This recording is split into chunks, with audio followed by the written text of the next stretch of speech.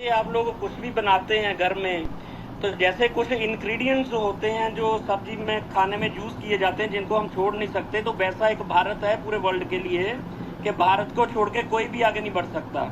तो क्या कोई भी बात है। जो भी देश है तो इसको लेके ही चलना पड़ेगा भारत को साथ में। भारत है तो सब कुछ है, भारत के बिना पूरा वर्ल्ड जो है ना वो अधूरा है। बाकी क्या बात है कि जब हम धर्म से हटते हैं, दूसरी तरफ आते हैं हम विकसित भारत के साइड से, जब हम धर्म कर्म से हटते हैं तो हमारे माइंड में वायलेंस पैदा होती है। वायलेंस कैसे पैदा होती है कि हमारा जो खान पान है वो चेंज हो जाता है। आप ये देखें कि आप जो पहले 50 साल पहले दाल सब्जी जो भी खाते थे उसमें कोई क्या बोलते हैं कि हार्मोन्स नहीं होते थे। जब से हम वेस्टर्नों ने आपको मैकडोनल्ड पिज्जा बर्गर केएफसी खिलाना शुरू किया तो आप अपनी स्थिति देखें कैसी हो गई है। आपको अपने आप पे भी गुस्सा आता है, आपको जो साथ वाले होते हैं आपके उस पर भी गुस्सा आता है, तो you are changing your too much mind. तो इंडिया में और एशिया में ही कह सकते हैं कि पूरा वायलेंस है। इसको कंट्रोल करने के लिए एक ही रास्ता है कि अपना जो भी धर्म जिसको मानते हो सुबह उसको भगवान को याद करके निकलें। कि अगर बोले कि हमारा किसी से कोई टक्कर भी होता तो वो भी भगवान की देन है, हमको भगवान ने मिलाया उससे, तो वो हमारी टक्कर हुई है उससे। तो ऐसा थोड़ा माइंड करेंगे।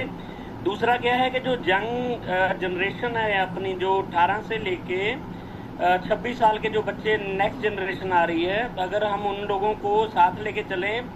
हमने बाबा जी आपने सारी उम्र झंडा देश का उठा के चले हैं, आगे बढ़े हैं, देश के इतना एविएशन में काम किया आपने।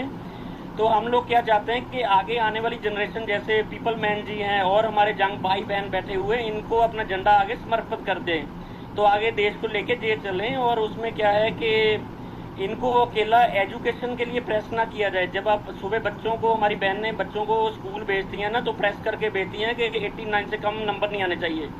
उनको ये करके बोलें कि बेटा फेल मत होना, अगर फेल भी होते 10 बार फेल हो जाओ, 11वीं बार पास जरूर होना। तो उनको माइंड उनका सेटल करें, उनको माइंड में उनके एक फियर ना हो कि हमने तो 90% नंबर नहीं लिए तो मम्मी मारेंगी पापा मारेंगे, तो उनका दूसरा करें।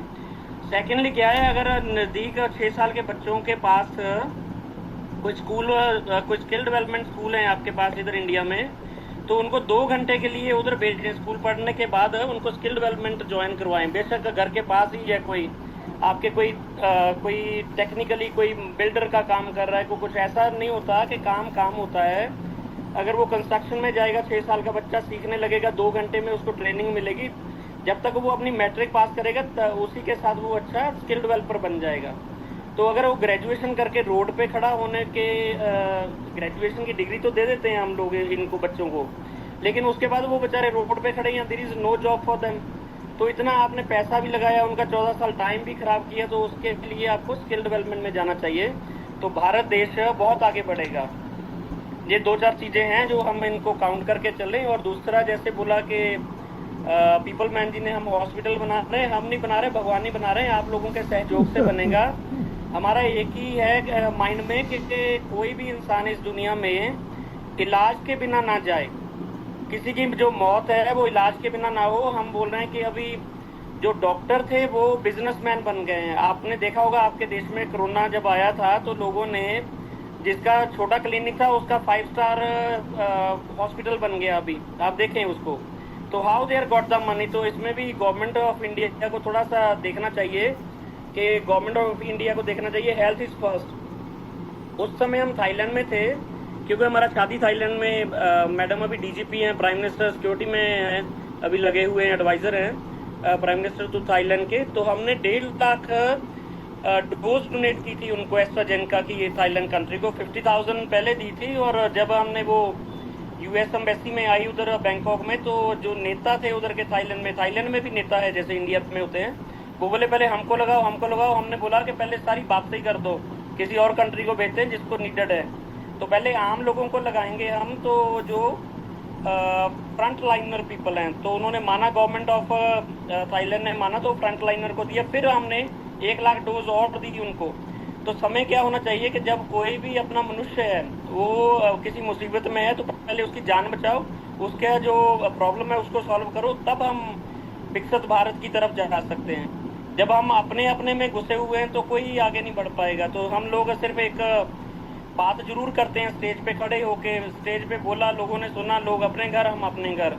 तो उसमें से अवेयरनेस की जरूरत है कि अगर 4 लोगों ने भी आपको सुना तो उसमें से 2 कुछ लेके जाएं आपसे, और 2 लोगों को आगे जोड़ें, और आगे जोड़ते जोड़ते ये विकसित भारत की तरफ हम बढ़ सकते हैं। Thank you very much everyone giving me the time. अगर हम अमेरिका में भी होते तब भी पीपल मैन जी आपका फोन उठाते। अभी 2 बज गए अमेरिका में, लेकिन फिर भी उठाते। धन्यवाद सबका जी। बचपन है सर आपका। थैंक यू फॉर एवरीवन जी। Thank you sir, thank you. और इसी कड़ी में हम सुनेंगे हमारे